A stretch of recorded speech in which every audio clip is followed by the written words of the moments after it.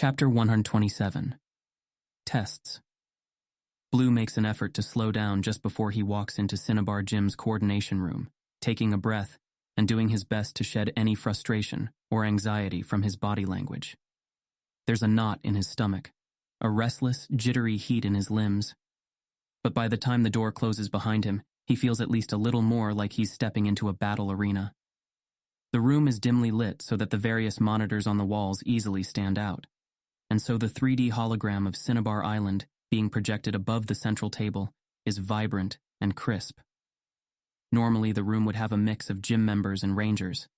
But other than Chase, the rest of the people in the room are his crew, friends who flew or ferried over from all over Kanto when he put out the call weeks ago. Friends who are relying on him to have a vision, to know what he's doing, and he pulls those expectations around him like a cloak, reminding himself of all the things he's done to earn their trust, until he feels even more fully in control and confident. He raises his hand in greeting when people turn toward him, then wanders from one part of the room to another, listening to each group as they work, as he normally would. Elaine and Marcus are sitting face to face on their computers, while Glenn and Maria are searching through the storage PCs. Bretta, Slava, and Sumi are standing with Chase by a trainer roster being displayed on a wall monitor. The latter two, mostly listening in as the former debate some of the newer trainers' merits and weaknesses. By the time Blue makes it to the central table, he feels like enough time has passed that people will take the news more lightly. But still he waits, bringing up the visual overlay of the island that puts the grid over it, then highlights sections by emergency level. Within a minute, the colors update, and he says, "We've got problems." Elaine looks up from her computer, then stands and comes around to his side of the table, and after a moment Marcus follows her. Glenn and Maria walk over from behind him, while Chase and the others turn from the wall. "Zone D4? Elaine frowns. "And E3. "Back to yellow?" Bretta asks. "Orange." There's a moment of silence, then Chase sighs. "Figured." Cinnabar Gym's third is still wearing the dirt and stains of a hard battle on his uniform, and he looks even more tired than he sounds. Heard G5 is also set to shift by the end of the week, if they don't get that Ranger outpost back up. Did they say what would turn D2 red? Another few casualties might. Blue zooms in on the region in question, a fertile plateau where some farmhouses and ranches were set between Ranger outposts, until the whole area got overrun in the initial Ditto stampede. A new Ditto outbreak would also do it, according to Mako. He's a worrier. Glenn taps another part of the table monitor to switch to the trainer roster the others are viewing. Who can we rotate into the area? Blue glances around, trying to get a temperature check of the room. Maria seems grim. Glenn and Bretta, frustrated. Elaine is sad, but clearly focused. Slava and Marcus, disappointed. Sumi, dispirited? He'll have a talk with her later. They all look tired. They've worked hard on this over the past few weeks. Lizzie and Alex are with the newer members, going over after-action reports while training Jamil to take over that role, while Maria and Viraj meet with Cadet Wendy and some other local trainers who like to do extra surveys with the Rangers. Together, they've built a system. A training program that weaves Cinnabar Gym's facilities, the group's scenarios, and live fieldwork side by side with the Rangers to help ensure that the trainers here for their badge, most of whom have mainly focused on surviving wilds and battling other trainers, are prepared for more. Not just Cinnabar's reclamation, but true wilderness taming, expanding the reach of civilization. But to do that, they've needed to both broaden and level up in a number of areas, which means the team people Blue has gathered to guide them toward that goal needs to level up in a number of ways too. First, evaluation. What trainers would work well together? What are their skills? And how balanced would the different teams be? They all help out with it, but Bretta, Sumi, and Maria have gravitated toward taking point, with a lot of input from Blue. Second, scenario design. Elaine has become the main brains for those, working together with Marcus, Glenn, and sometimes Bretta, who ran her own scenarios at the gyms she, Slava, and Sumi visited, if they didn't already have them. Third, field missions. Working side by side with rangers gives the trainers a wider range of knowledge, wider skills. And while most don't translate to better skill in trainer battles, they do strengthen people's Pokémon and give them opportunities to catch new ones. Still, they've just barely managed to maintain the progress that led to Coronet downgrading Cinnabar's risk profile. Something's changed on the island. Stronger, higher-stage evolutions of wild Pokémon are showing up more often, and the stampeding patterns seem to be changing every few days. Blue attended the ranger meeting at their city headquarters today to suggest the idea that a Pokémon with pressure is riling things up, like the Absol in the Diglett tunnels. It's something they had already considered, apparently, but had no practical solution to discovering or dealing with if true.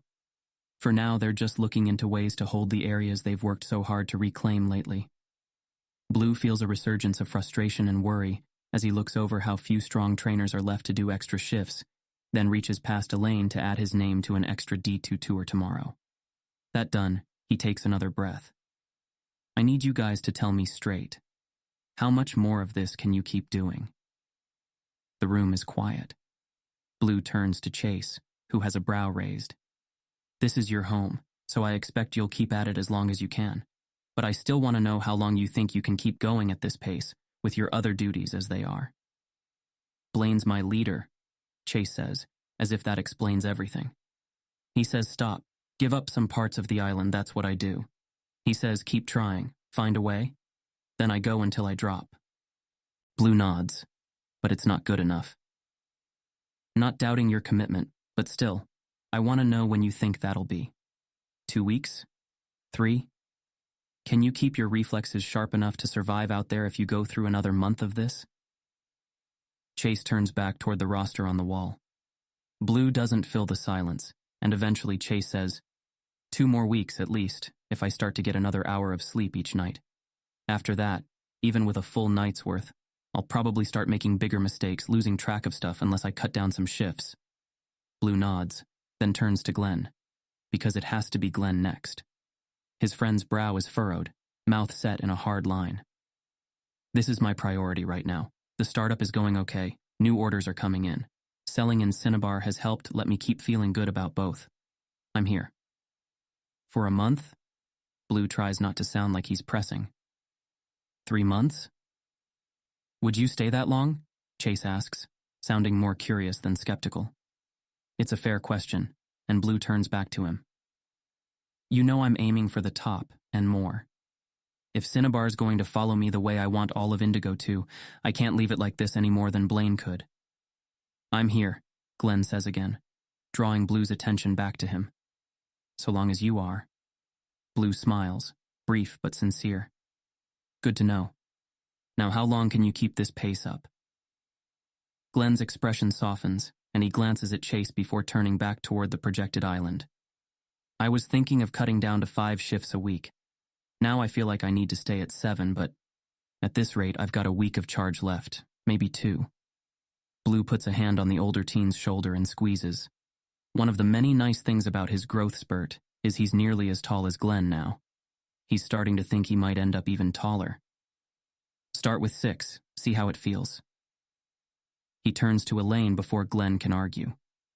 She's got her arms folded, and the look in her eye reminds him of their talk, back in Fuchsia. When she confessed her feelings for Glenn, and her worries that she was losing her edge, and her response to his fear that he'd get people killed who weren't ambitious or skilled enough to fight beside him willingly. I'm here, is all she says. I can go at least another 2 weeks at this pace. Marcus, standing beside her, shrugs a shoulder. I'm still having fun with the scenarios we're making, and the wilds getting stronger just means I get stronger too. Ask me again in a month. Blue nods, then turns to Maria and says before she can start, Don't feel bad if 2 weeks. Then I have to get back to my training with Jason, but I'll still come by now and then. She gives him a slight smile, and it rests easy on her face. I might feel a little bad, but not as much as if I hadn't come at all. Blue smiles back. Fair. Maria's time with Jason seems to have finished the process of pulling her out of her shell, and made her a lot more. Calm is the only word Blue can think of for it. His disappointment over her pausing her journey has been entirely replaced by a confused relief over the clear benefits to her after what happened under the Rocket Casino, and he keeps meaning to talk to Jason about what they've been doing in case it's a skill he could have learned to do for her instead. He turns to Bretta, Slava, and Sumi. Bretta looks at her two friends, clearly pushing them to answer first, until Slava caves. I think I can keep this up for another week. I'm willing to keep going for more, but I don't know how much more. Sumi runs a hand through her hair. I'd like to stay as long as we can. Blue doesn't miss the way she subtly includes Slava, and possibly Bretta. But if the island ends up going through cycles, I still have 2 more badges besides this one. Might take a break to pick them up. I want a path to victory, Bretta says, blunt as ever. Even if we gain ground faster than we lose it, we'll end up stuck if the lost ground gets stronger than we can easily handle. It's like we're facing a trainer whose whole team is a setup for a toxic stall. It's not that bad, Chase says with a shrug. We can secure most of the island, except a handful of areas that only the strongest trainers can deal with. Blaine won't be happy, but he's a pragmatist at heart. If he sees it's no win, he'll shift focus to containment. Blue shakes his head. He likes Chase, but it's exactly this kind of thinking that he has to change, even here on Cinnabar where people are used to more active defense. That's not sustainable if it takes weeks of extra trainer rotations to bring the zones to blue. Anything could happen in that time to put the whole island back in red. Bretta nods. Stormbringer. Second new species outbreak, Sumi adds. Renegade activity. Glenn glances at Blue, who keeps his face neutral. He gave his friends simple tasks, if they had the free slack, tasks which he sort of regrets given the sudden slew of new difficulties the island faces, and how little they learned. Glenn's startup has been going well, and it puts him in contact with a growing list of distributors for all the various restaurants, grocers, and supply stores in the region. And on Cinnabar. That list is fairly short. Elaine's been scouting the island more than anyone else to find good locations for scenarios, which gave her plenty of reasons to check out the different potential places where other hidden labs might be set up. Maria, Lizzie, Bretta, everyone has been making friends, asking questions, trying to get a better sense from the locals of what else might be happening on the island. The little bits of information shared with each other haven't amounted to much, which Blue expected, but was still mildly disappointed by. All they had was a rough time range where odd people might have showed up in the city or nearby towns, a general location where weird things might have happened, and a vague idea of what sorts of things might be included. Even the lab's discovery hasn't changed much, other than to raise everyone's awareness of the potential stakes. Blaine's arrival made it clear that there was no need to hide things anymore. But at the very least, Blue has kept the secret of what Leaf suspects the lab was for.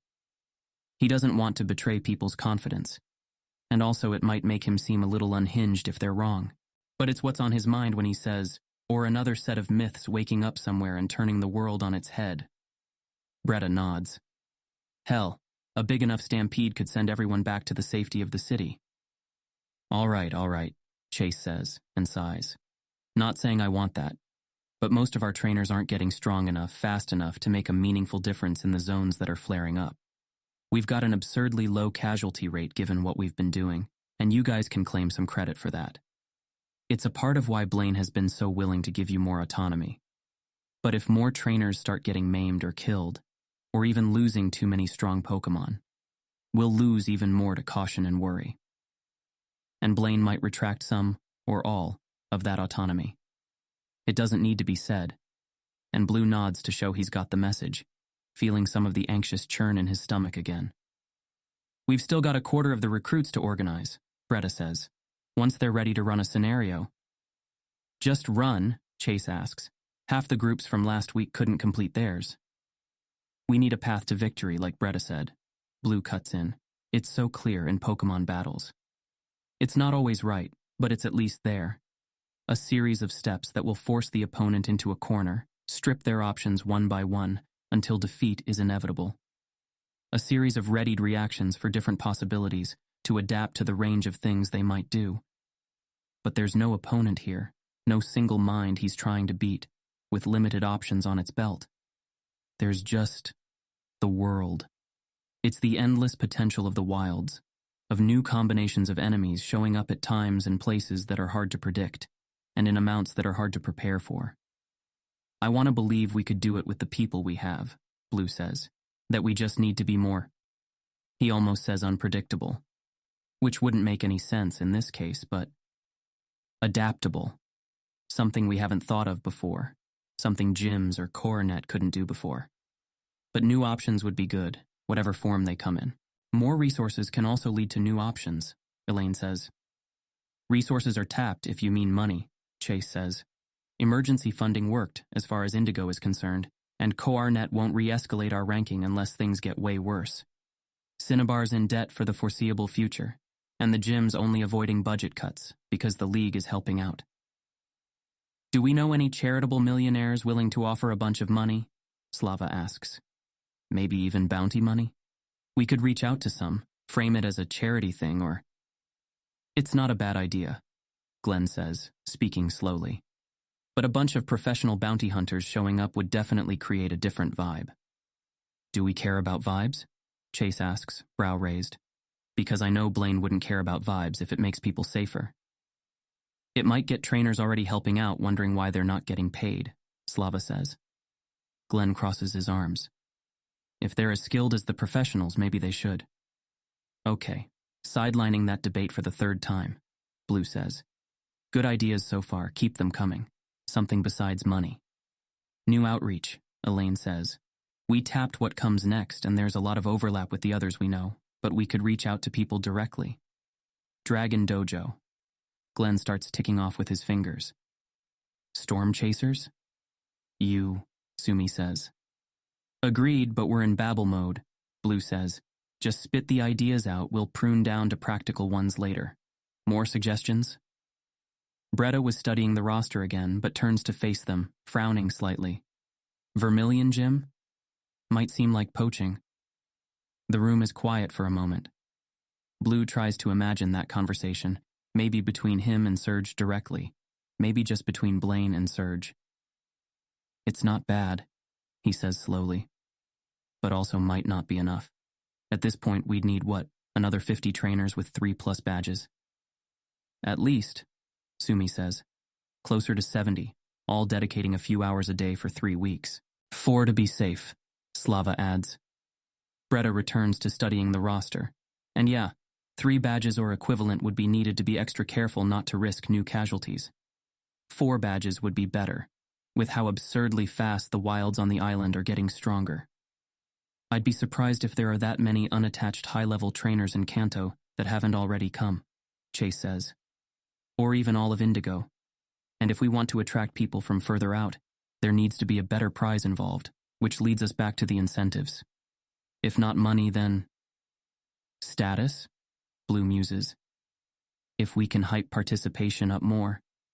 Ditto, Glenn suggests. People still need to hand over their catches until they're safe. But maybe we can ensure everyone has a rotation through a Ditto-heavy area. What about the area where a more stable ecosystem is developing? Elaine suggests.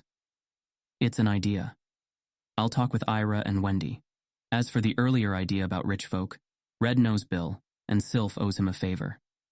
Gramps also might have ideas about what's happening on the island, and what we can do about it. Blue switches the table setting to view the island hologram again, selecting the routes going through that area. What about tactics? What sort of terrain are we working in? How can we change that? You want to drain a lake or something? Chase asks, sounding grudgingly admiring. Flood some strong wild habitats? Because Blaine might have objections. Babble first, Elaine reminds him.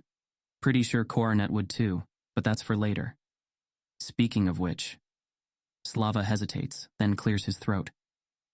Yeah, terrible idea probably, but what about introducing some new invasive species? Oh yeah, Chase sighs. This'll go well. And we're live. In 3, 2... Hey Indigo, what's bad, what's good, what's better than yesterday? 'Cause today I'm here on the island of Fiery Desire Live with a random trainer you may have heard of named Blue Oak, currently acting member of the Cinnabar Gym. Mug for the camera, Blue. Blue smiles, a naturally wry expression. He turns toward the held-up camera for just a couple seconds before returning his gaze to the path they're climbing. Hey everyone, watch your step here. It's Mossy. Mossy, right. Brightfire has bright blue hair swept up to a twirling point above his head, a cheerful disposition, and dark golden eyes that mark him as a member of one of Indigo's dragon clans. To his credit, those gold eyes do sweep over the ground as he takes some careful steps up to the next ridge. The camera set in its swivel mount atop his shoulder points down to take in the uneven terrain, before lifting and turning to take in his profile again, and Blue's face beyond. Clan.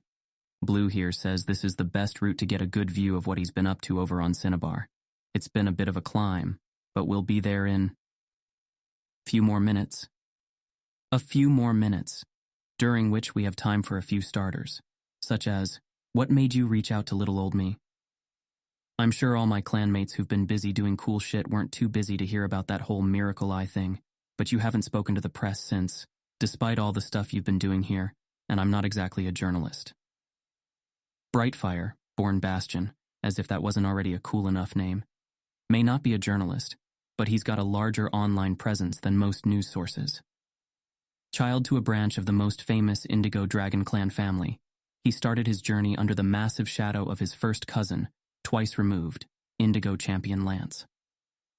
But unlike most in his family, and according to rumors, much to their displeasure, he aborted his gym circuit after his 7th badge, a couple years before Blue left Pallet Town.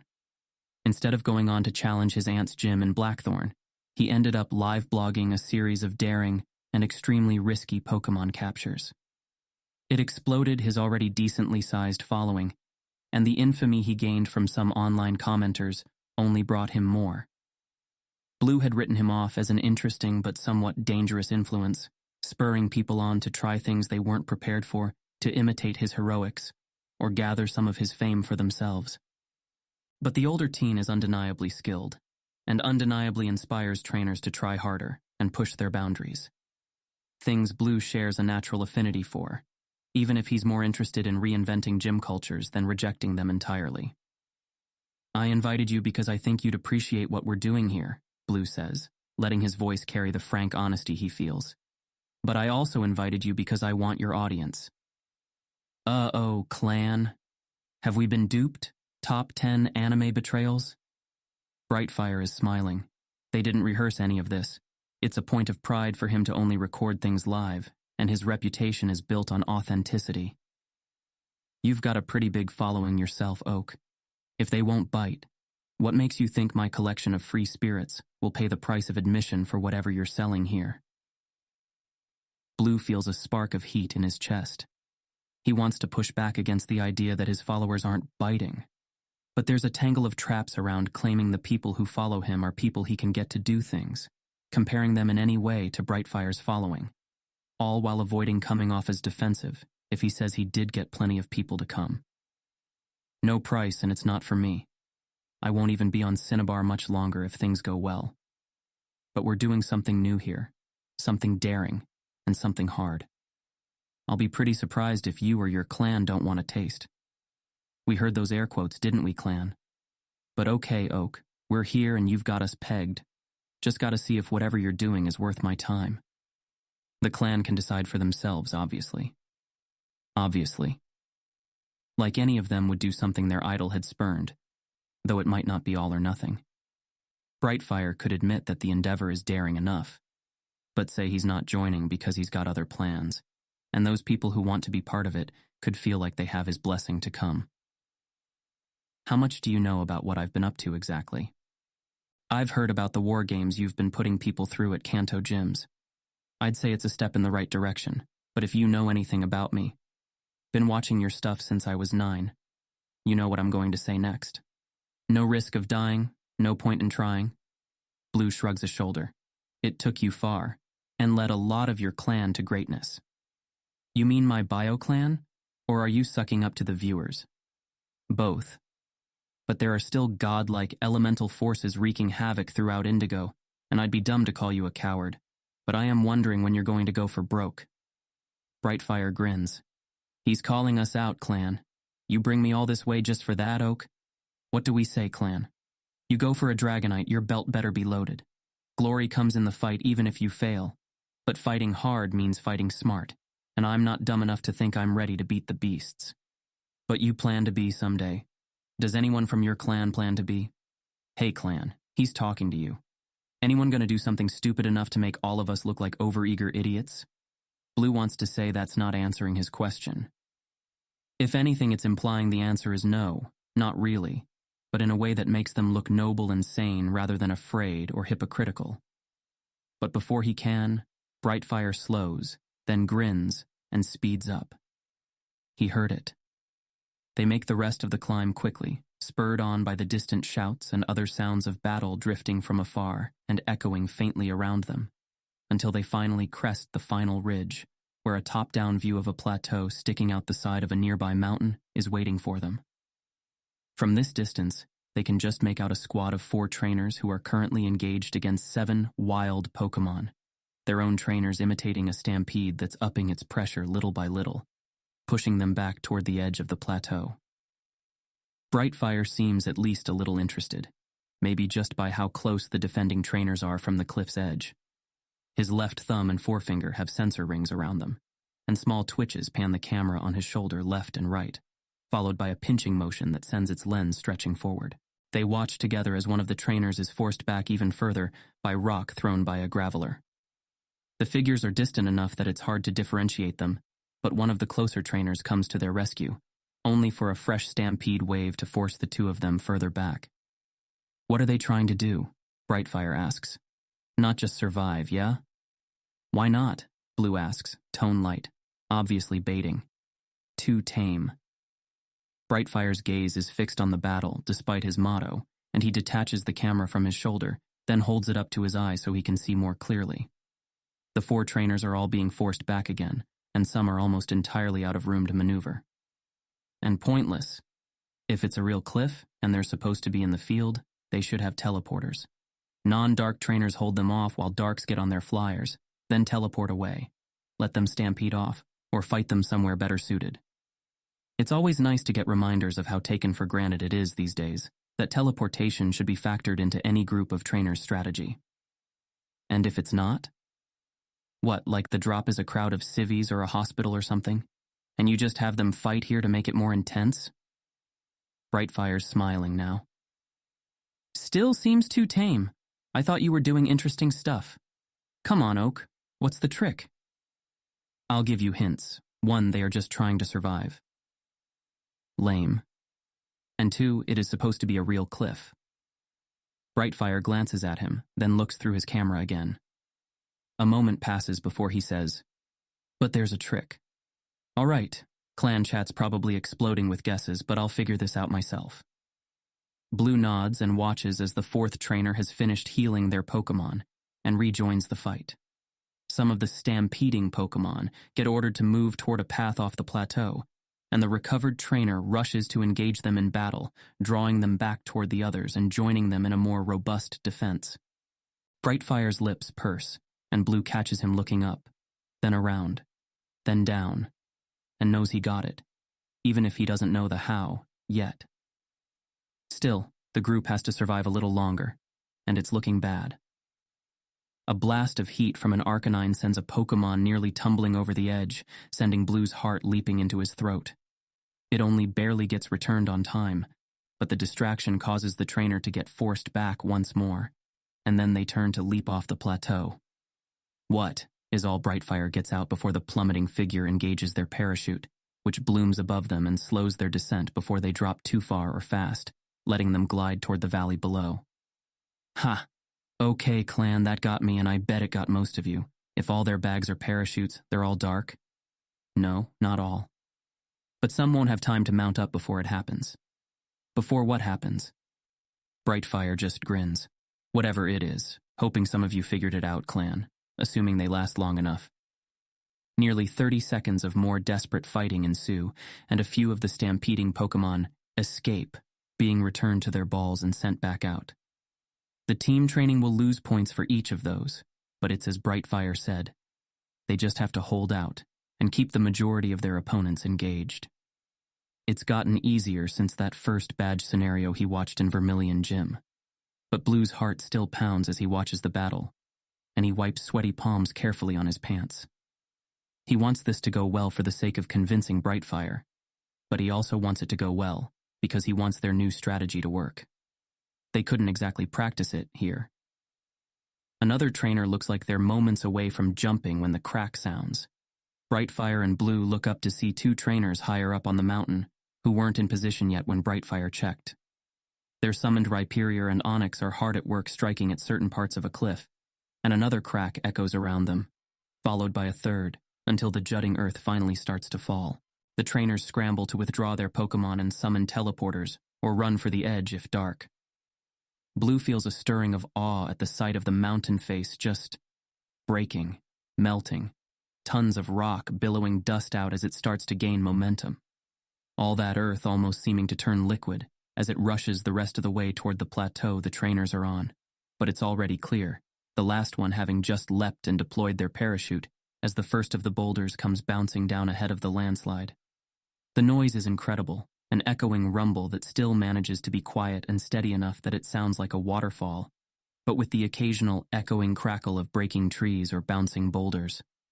Blue's heart leaps into his throat as a boulder bounces in the direction of one of the trainers, while Brightfire lets out a whoop.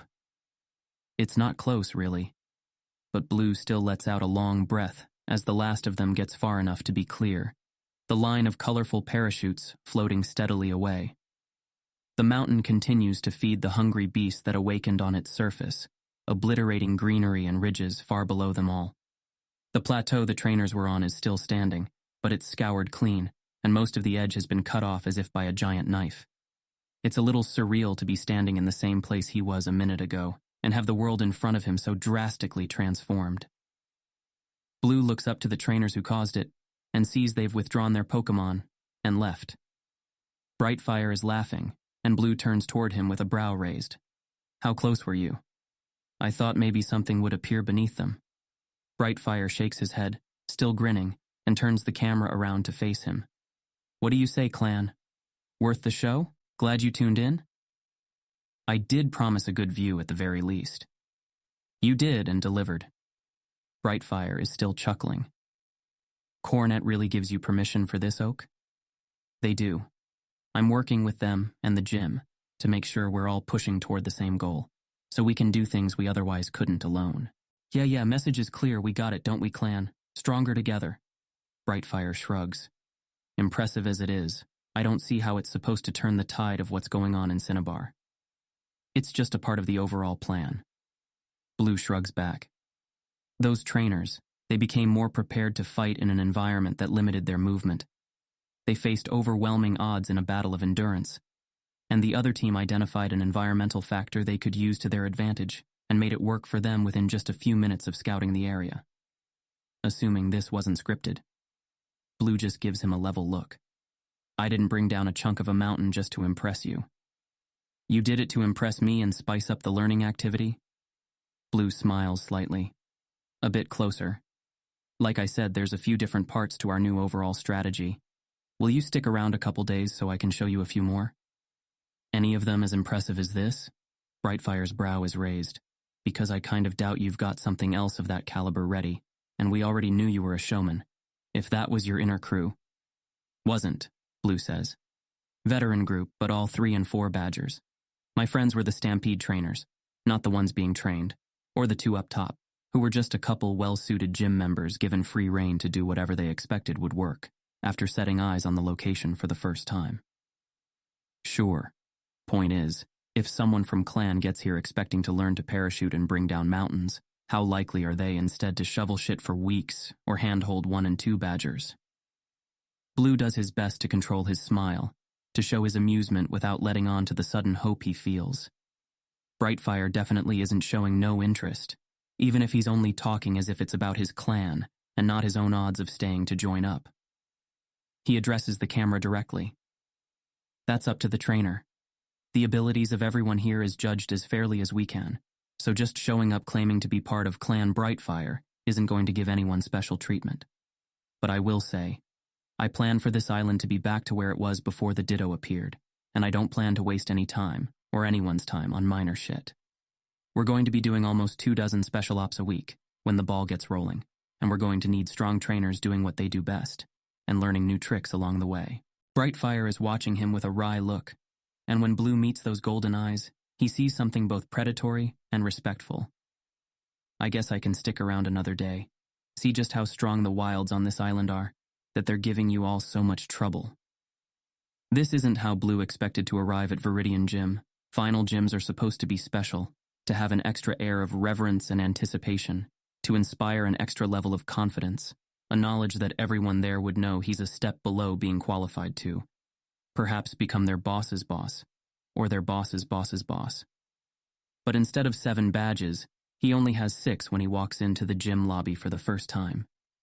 He also hoped to come at the head of a small army, loyal trainers who were also strong enough to get an 8th badge, whether it was Giovanni's or not, and would travel through Indigo Plateau with him until they reached the very top of the league and had a final, intense, glorious battle to see who would be champion. But instead, he arrives alone. In style, on the back of Soul, but not as impressive as he would otherwise be. He even wondered if, along the way between arriving and challenging Giovanni, he'd get a sense of the gym culture, find some way to improve or revolutionize it the way he did Vermilion, Fuchsia, Cinnabar, or even Celadon. Instead, Blue just makes his way through the gym without recognizing or connecting with anyone, though he caught the extra stares and excited looks. Nor does he even get a sense of the vibe, which is, as far as he can tell, just that of a standard, competent gym that has no apparent theme beyond the earth tones and geode displays lining the halls. He enters an elevator, walks down more halls, and arrives at Giovanni's office. A black marble door set in the stone walls meets his fist as he knocks. "Come in." Blue does, and a moment later he's sitting in the office of one of the most powerful trainers in Indigo, a room that encapsulates the cold, implacable power and authority of the earth, with mosaic walls of polished black and brown stones. Geodes of various colors tastefully set in sconces by each corner, and a black stone desk shot through with veins of gold. "Good morning, Trainer Oak." Giovanni is wearing his usual dark suit, matching the stone of the walls and desk. "Morning, leader. Thanks for inviting me." He would have preferred an online exchange, but upon hearing what the topic would be, Giovanni said an in-person chat would go better, and Blue is not the sort of person to turn down an advantage in any situation where he might need to persuade someone. All of Erica's lessons are on his mind as he meets the powerful leader's gaze, a distant part of him still capable of fanboying over the youngest champion in Indigo history. As the nearest gym to Cinnabar, I'd like to suggest... I agree. My gym will reach out to Leader Blaine today and negotiate logistics. Giovanni's smile is small but feels almost mischievous as Blue blinks at him. "I'm sorry. Did you want to go through your pitch in full first?" "No, leader," Blue says, and the surge of relief as it sinks in that he won is mildly dizzying. Combined with the Brightfire clan arrivals, which started less than 24 hours after the livestream, and within the past few days have totaled nearly a dozen new trainers, Viridian Gym members would provide a much stronger backbone to their roster. "Thank you for your help. But hang on. Why did he invite him here, if... It's nothing. I'd additionally like you to know that should you want to challenge me, the arena is ready at any time. A few basic battles with my gym members, to observe the formalities, one thrilling match between us that you can add to your legacy highlights, and the Viridian badge will be yours." Blue stares at Leader Giovanni, so surprised now that he can't help but feel wary. Is he being toyed with? Why would Giovanni offer this? Did Blaine mention that he wanted to save Giovanni for last? At what cost? Giovanni spreads his hands and leans back slightly in his chair. "No cost, Blue Oak. You've made your intention to become champion clear. I approve. Your skills as a trainer and as a leader are still growing, but you already command more loyalty than you know. You also wish to do so quickly, allowing for the occasional undertaken project. I believe you could beat me if given a chance or 2, 3 at absolute most. Do you disagree?"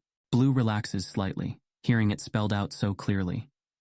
He feels like he's speaking to Erica, in a way appreciating the directness and honesty. But, more than that, there's something warming, something empowering, about hearing the Viridian Gym leader say he approves of Blue, aiming to become champion. No, leader. Good. So why pretend that you're like any other trainer?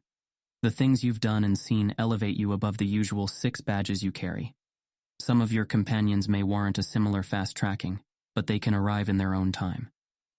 It's all so gratifying, and so still there's the nagging voice of doubt. Do you plan to throw the match? Would you say yes, if I did? And maybe that's it. Maybe this is the real test. Should he? Would he be able to live with his legacy? Like Giovanni said, Blue knows he'd be able to beat him sooner or later, and he'd get the near-perfect record. Something that might make all the difference when the time comes to rally the region behind him. There's no way for Giovanni to know if his answer is truthful. Maybe he's delayed too long already. He almost says yes. It's the practical thing to do, and sitting here in the leader's office, being so frank and direct. And he wants to be practical. But he didn't make it all the way here on practicality alone. I think, Blue says instead, each word feeling heavy and firm as the earth, that I would do myself more harm than good, carrying your badge into Victory Road like that. I've dreamed of facing you in a real test of skill for half of my life, and that's something I could give up for the sake of Indigo. But what I can't do without is the knowledge that I deserve to be champion, in every way that matters. And beating you, for my 8th badge, it's a test that matters. To me. Like few others. It's rare to see Leader Giovanni smile as wide as he does now. I look forward to it. So let's see how we can deliver Cinnabar back the peace it's lost, and speed up the day that test comes.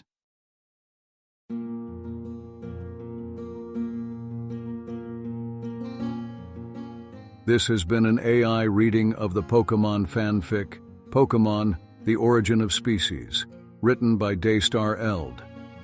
If you enjoy this work, please visit patreon.com/daystareld, where you can support the author. Additionally, if you enjoyed this podcast and wish to help support the creation of others like it, you can visit patreon.com/askwhocastsai, where we are releasing episodes 4 weeks in advance of the regular feed. Thanks for listening.